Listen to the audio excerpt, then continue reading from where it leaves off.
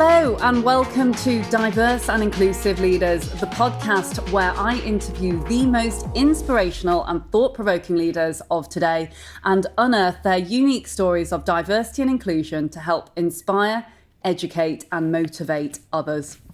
Today, I'm very pleased to be joined by the very lovely Anni Townend. Anni has had over 2 decades worth of experience working with multinational organizations, SMEs and businesses that are looking to develop not only their coaching practices, but also their executive talent and the humanistic side of leadership. Anni is an author. She's a coach, she's a facilitator. She actually studied humanistic psychology and management back at the University of Surrey and also Lancaster. So it'll be fantastic to hear from her today, a little bit about her, how she came into the world of executive coaching, and perhaps a little bit more about why humanistic leadership is so important to us today, especially in this fast-moving 21st century that we live in. Welcome to the show, Anni.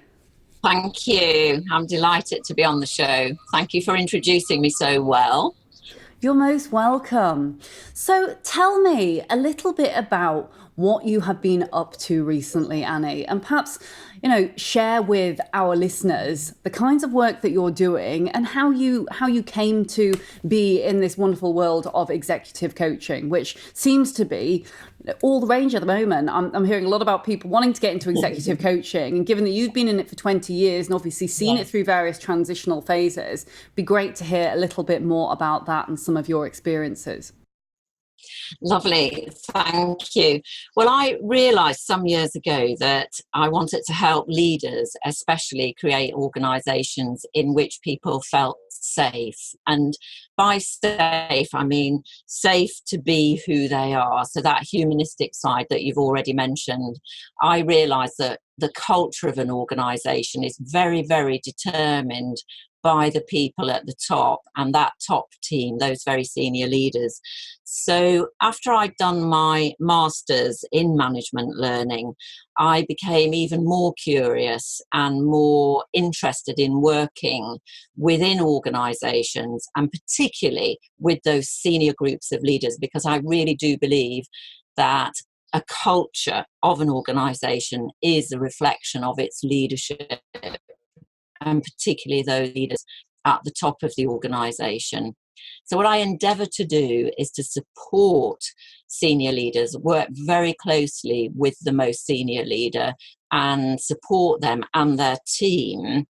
And my approach is very, very conversational. So I help leaders and their teams have big conversations and to appreciate that how they are, how they show up really matters, how they show up with each other, but also the smallest thing can have a small behaviour, whether somebody smiles or doesn't smile.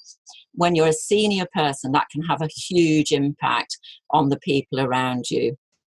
I'm always saying to leaders that you are being watched. Without realising it, you are being watched, even as you walk in, if you are in an office, but you are being watched, and be aware of how you are showing up, your behaviour.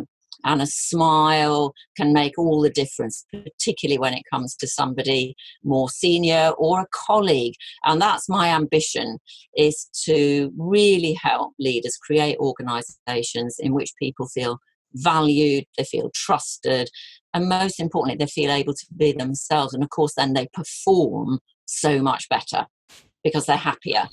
Of course, that makes so much sense. And it's like the trickle effect. That leader who is essentially in the position of power, they are, like you say, being watched by everyone else. So their micro behaviors are going to have this ripple effect. And so it sounds like what you're doing is almost bringing this humanistic side of the individual into the forefront so that people can engage, connect, feel like they can be themselves. Absolutely. And I really, for a long time, I studied, my first degree was in communications, which I did at what is now Sheffield Hallam University, so a long time ago.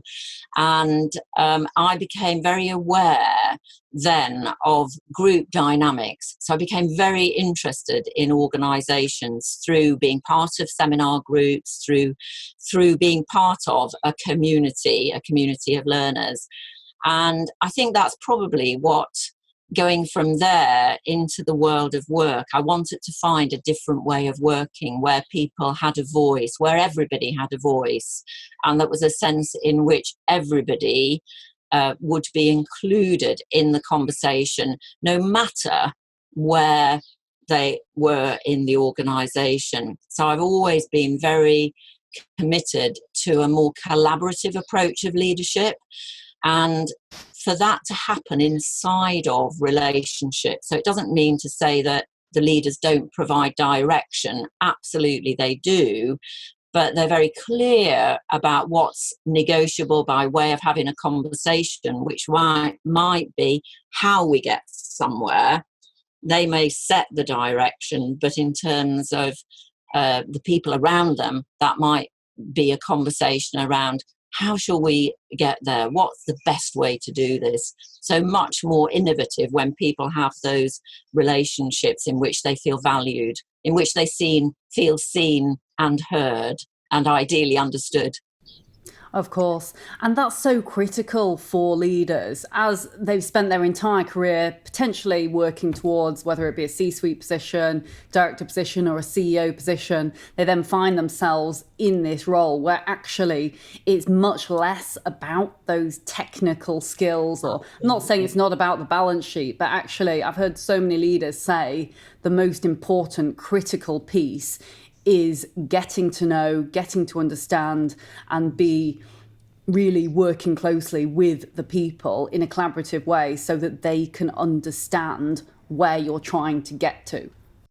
Absolutely, Leila. And I think it starts with self-awareness. So to be able to get to that with other people and to be able to really form a strong top team, all the leaders within that team and the most senior leader need to grow their self-awareness. So to be aware of, there are often two questions that I say leaders need to be able to answer. And the number one question is, who are you? And by that I mean, what do you stand for? Your values that really matter to you. My values are kindness, courage, and generosity. And I share with leaders a little bit about what has shaped and who has shaped those values. And leaders, for the most part, are really pleased to spend some time thinking about what do they stand for. And it gives a whole other meaning to the word integrity, because when they're behaving in line with those values, there is a real sense of integrity. So then I can broaden that out with the whole team. So maybe start with the individual leaders, each sharing who they are and what they care about. And then through that listening and through conversation, understanding collectively what we're about, what are the values we stand for. And the second question I think is really important for leaders to be able to answer is, why are you here? And that's the meaning and purpose, the why I do what I do, and what's the difference that they want to make individually and collectively through their leadership. So that sort of piece around what excites them, what's the difference that they want to make, irrespective, and they may have chosen a particular organisation to work in, but you've already highlighted that actually at that very senior level, and at any level in a way, who you're being matters just as much, if not more so, at that senior level than what you do. So getting that being and doing in balance and being more aware, more self-aware and aware of the impact on others is really critical to be able to create or co-create an organisation in which people feel able to be different, in which they feel included and a part of and enjoy being part of. It's really fascinating what you were saying there about sharing some of your personal story and getting to really scratch below the surface of them and why they're here, etc. Because really, it's easy to forget that everyone is likely to look at things or problems from, problems or challenges that they might have in an organization in a very, very different way because of their background, because of their upbringing, because of the way that they have lived their personal and work life, as it were. And so understanding, as you say, that everyone is unique, everyone is going to have this different perspective is really, really important. And certainly one thing that I have learned as I've gone throughout my career is that actually sharing a little piece about your personal self, as you have with these leaders, is important to not only develop that relationship whereby you're developing this trusting relationship that you talk about, but also, I think, sharing almost, not necessarily that vulnerability, but it helps other people open up and then share things that they might not have shared otherwise, and really allows you to get under the surface of them as individuals so as to allow everyone else around them to understand how and why they think that way, so as to be able to then move forward collectively as a group. Absolutely. And teams really do. I mean, I set out to, as you've just mentioned, inspire, encourage and motivate, and have to myself be courageous sometimes to share, as you touched upon there, Leila, a vulnerability. And I think that robust vulnerability of being able to share something which maybe is very personal but very important helps give people confidence. And I think at the heart of helping people to be their best and be able to be who they are and understand who they are and the impact they have on other people, developing confidence does come through knowing oneself, but we can only do that in relation to others. So one of my encouragements of leaders is to have conversations, and to have some of these conversations as a side-by-side conversation. So to get out and have a walk and talk. And you don't have to be in a leafy venue for this. You can be at work and walk around the block or wherever else you are. But there's a real power in people physically moving whilst having a conversation. I think there's probably neurologically, and research is beginning to show, or has already shown, that there is a connection between how we think and movement and the importance of that. And of course, how we think impacts on how we feel, and then how we feel is connected with what we really care about and the difference that we want to make. So the humanistic approach is very holistic, and my helping leaders have these kind of conversations enables them to make decisions much faster, to solve problems much more easily, because they're doing that inside of their relationships, and they're valuing of difference rather than those differences getting in the way, because they understand, like you mentioned, the story behind why somebody who might share the same value as me lives it in a very different way, and why they do that because of who has shaped them, what has shaped them by way of their experiences. It's really interesting that you talk about walks in nature, because I think what with the modern world and technology and the fact that we are constantly seemingly in a rush all the time, actually taking leaders and taking people out of their usual place of work, taking them somewhere to breathe and feel a little bit of tranquility, actually not only grounds you, but gives you that opportunity to actually reflect a little bit and perhaps also feel more relaxed. Because it's amazing how much, like you say, how much an environment actually impacts you.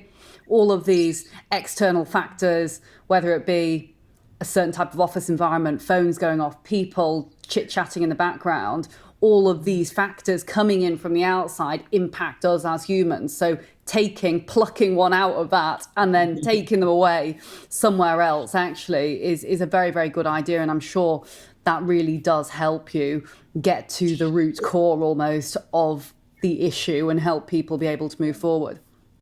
I think it does, Leila. I think when teams meet, ideally away from the workplace, and particularly in a place where they can have these kind of conversations, where they understand each other more deeply, and there's time and space to reflect as well as to have these big conversations.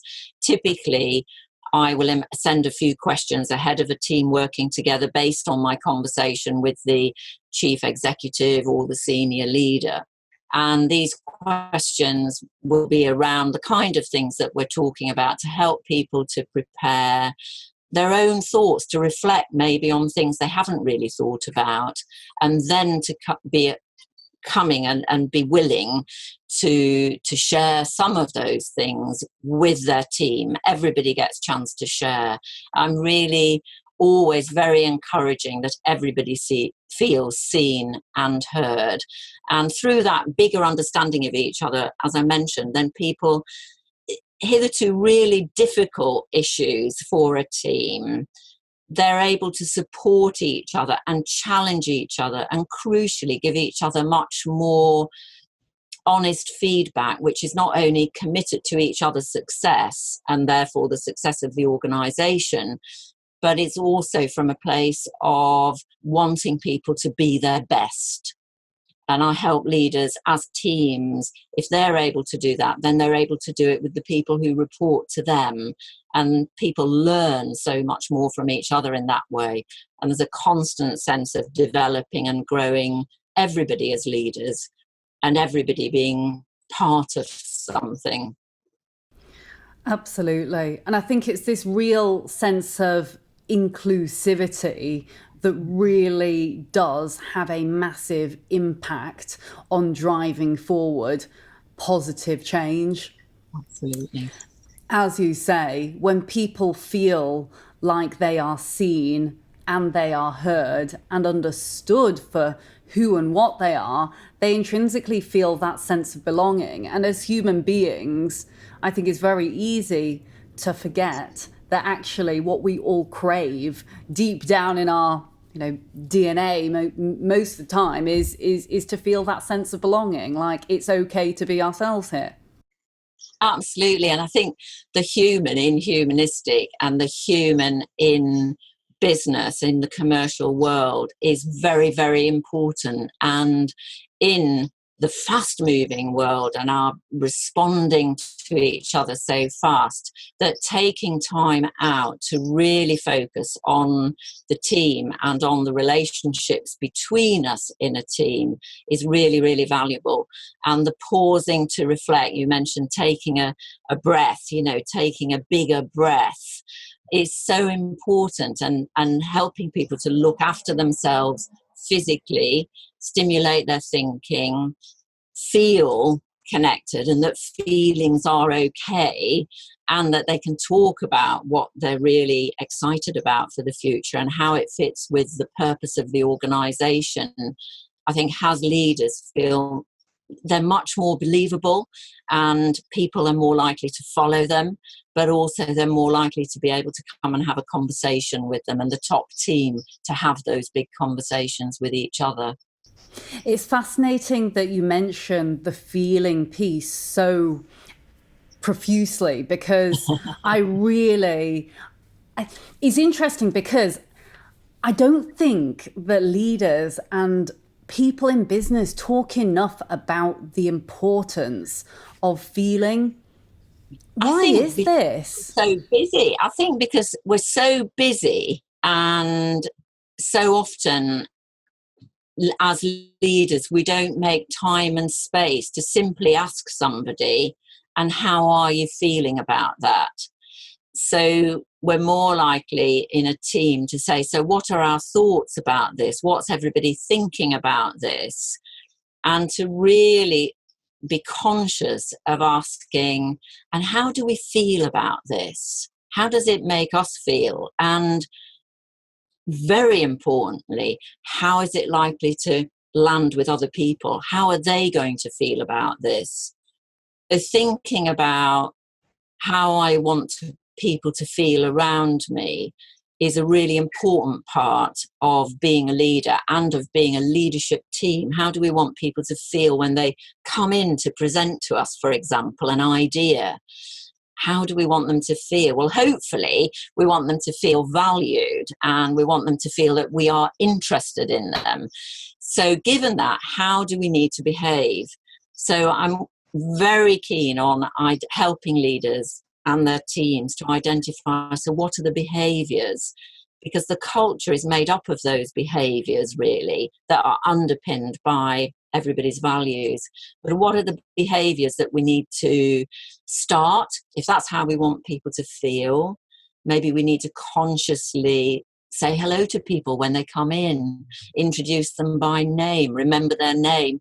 Very small things often that will have people feel valued and that what they're about to present is important. You're so right. And it's that feeling of positivity that ultimately drives businesses, makes people work harder, and ultimately increases the bottom line. I really think that more talk about the importance of feelings in leadership would genuinely make the business world such a better place. Because at the end of the day, we are all human beings. We're all skin and blood at the end of the day. And we are naturally, if our hearts and our minds are won over by that leader, by their authenticity, then we're going to want to work harder, and we're not going to want to leave the organisation.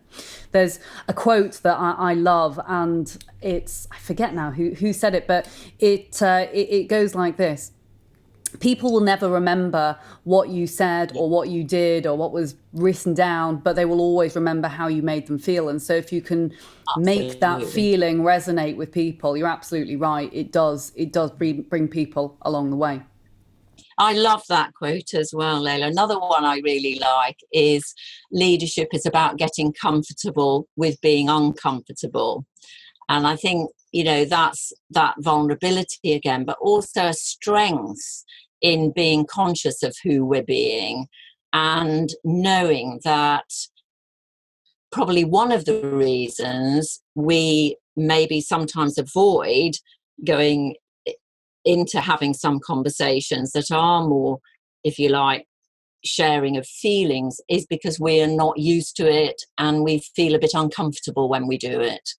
And I think that that's the territory of leadership, is as a team, as a group, as an individual leader, it's about leading the way and absolutely letting people know that all of them is welcome, but helping them to be aware of other people's differences. And the more that senior teams, senior leaders can co-create that kind of culture within their team, it will, as we mentioned earlier, ripple out throughout the organisation, with everybody being more conscious of who they're being and the behaviours that enable people to be at their best and to feel confident and to feel that they can be open and honest, and crucially to feel supported as well as challenged.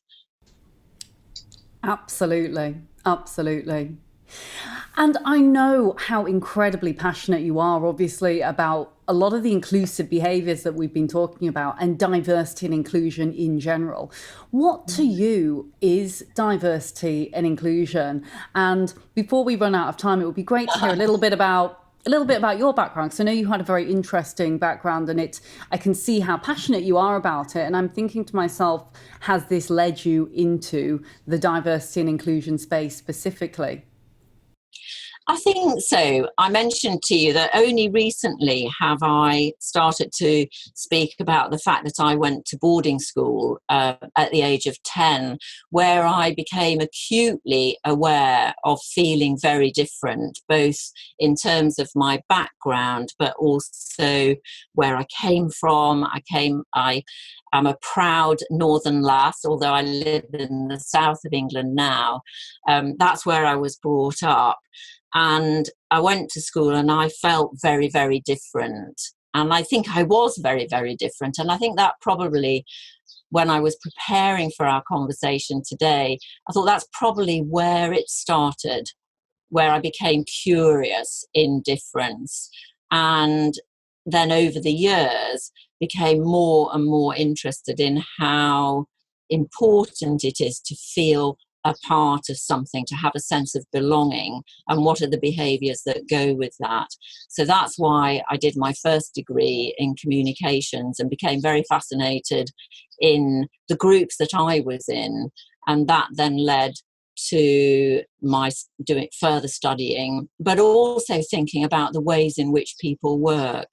And even then, all that time ago, was really interested in collaborative working and in flexible working and in people thinking differently about the balance between life and work. I've always been an independent consultant, which has given me that kind of huge responsibility because of what I love what I do, but also a freedom as well. So I am a working mother, and I'm supported by my partner. I've got 2 daughters, and when I say supported by my partner, that has enabled me to go away and work with clients because they have been able to be here at home for our daughters, which has been fantastic. So I feel very well supported. I think my parents, my sister and my daughters and my partner have all been huge influences, obviously, in my life. And my colleagues, working with other people, but also working with the very privileged as I am to work with the senior leaders that I work with, and for them to trust me, to entrust me. And I hold confidentiality very dear to me. So I can be trusted, I can be relied upon for that. And whenever a senior leader invites me, they've heard about my work, they are recommended to me, and they ask me what kind of setup do I like to work in. I always say I like to work ideally close to nature, in a light-filled room. All we need is a circle of chairs. There won't be any PowerPoint. I never use PowerPoint. Bring a journal. You might want to jot things down because some things will resonate more than others. And bring some shoes that you're happy to go out and walk in. So those would be my ideal. And I love your approach. I really love your approach. And it's really... it's just, I can see how incredibly passionate you are, and the more that I learn about you, the more I see almost the jigsaw together, and I can see how your background has whether it was subliminal, I guess now at the time, that you've ended up now being where you are. And it's interesting because a lot of the, not just coaches, but exec coaches and those who are very passionate about diversity and inclusion have almost found themselves falling into this area without even realizing it. Very, very similar to myself. I also grew up in the North as well, so I love the North. Grew up in Yorkshire, also felt very different. And it's not until, and I could see you almost there reflecting back on, back then, actually, that was what made you then interested in then studying psychology and what have you. But actually it was those feelings of difference that have really now made you what you are today, and able to recognize more that we really should be unearthing these differences, because that is the wonderful thing that makes us able to form innovative different teams. Absolutely. I think it's the unearthing, the understanding, really, that standing under and unearthing, as you've described it, that is so important. And I think the setup and the safe space that I endeavour to create with teams, in which people can share, talk, have conversations that they maybe simply haven't had time to have, and it's just being given that space. So at the moment, I'm looking to create a space converting a grain store, very old, prefab, asbestos roof grain store here on the Downs, and I'm converting it into a space where teams can come and have away days, not necessarily with me, but they may want to have a team meeting off site. There might be people working from home, but they're bringing the team together, or, as you mentioned earlier, people working in an office looking to get away from that environment, bringing people together. And so all the time I've always been looking to bring the things that I love as a leader together. So I love being outdoors. So when I realized that this combination of encouraging people to sit in a circle and to share and have conversations about the future of the company, the business, about who they are and what matters to them individually and as a team, I realized from my own love of walking that actually being able to get out and have paired conversations and then come back having had chance to reflect and then to share in the team, that's a very powerful way of pausing for breath, but also of sharing and opening up and feeling safe to do that. So I endeavour to help teams do just that and help leaders to, in turn, create that safe space in which people do feel able to be different, but crucially, they feel included and are encouraging of that with their teams. And then that helps the whole culture be one in which people feel safe, feel excited to be part of, proud to be part of, proud of whatever it is, whether it's manufacturing, a service, or whatever, that they are in whatever way making a difference. Wow, sounds fantastic. I want to come when you build it. I'd love that. I'll have to connect you with it. It's getting there, but it's not. It'll be open in the autumn and properly open in late autumn. Certainly by the beginning of next year, it'll be properly open. So during term times, it will be possible to hire the space for away days, Tuesday, Wednesday and Thursday, and then there'll be weekend accommodation for people who are coming for holidays and walks on the downs, because I live on the South Downs. And then during holiday times, that'll be when it's for holidays. So I've already had a booking, which is great, even though it's still something of a building site, but it will be there. Very exciting. Well, I'd love to come and see it when it's ready. I'll have to send me over some further information. I will do, definitely. I will do. So thank you very, very much indeed, Annie, for being on the show today. I really appreciate it. And just to summarise for all of our listeners at home and for those that are tuning in today, if you are finding yourself trapped in the rat race that is busyness of everyday life, everyday work, do try and take a moment to have a breath. Like Annie has said, perhaps get out in nature, get out and have a walk. Give yourself some you time so you can really think about reflecting and directing your energy back into yourself and back into really fostering that sense of humanistic led leadership that you can take back to the team, because I think that is so important, especially today, especially in these busy lives that we lead. And as Annie has also said as well, try and make the uncomfortable conversations comfortable. If you always possibly can.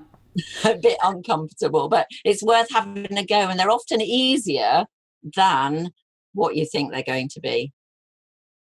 Of course. So if you can, or if you're thinking about a situation that you have internally or externally, think about how you can have that conversation, because honestly, honesty, openness and trust are absolutely critical, as we've heard today, to be able to foster those really strong relationships, not only with yourself, but also with your team and those around you. So thank you very much for that, Annie. Really appreciate it. And I'm sure that everyone who's been listening in either on YouTube or on Apple or Spotify, on your favourite podcast app, has really learned something and hopefully really enjoyed the session that we've had. Thank you very much, Annie. If anyone would like to get in touch with Annie directly, you can find her on LinkedIn, but I'll put all of those into the show notes at the end of today's episode. If you visit www.dialglobal.org/podcast, you'll be able to find all of the information there and you'll be able to listen to Annie's podcast.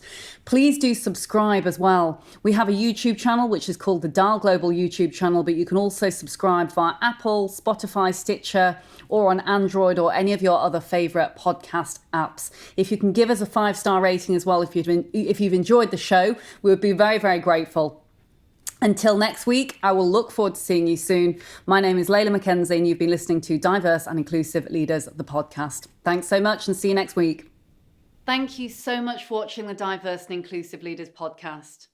Please do feel free to hit the like button below, or if you'd like to receive future notifications, do ping the notification bell here at the side. If you're interested in the audio version only, you can find it on the following streaming platforms. Any extra info and descriptions will be in the links below. Look forward to seeing you soon.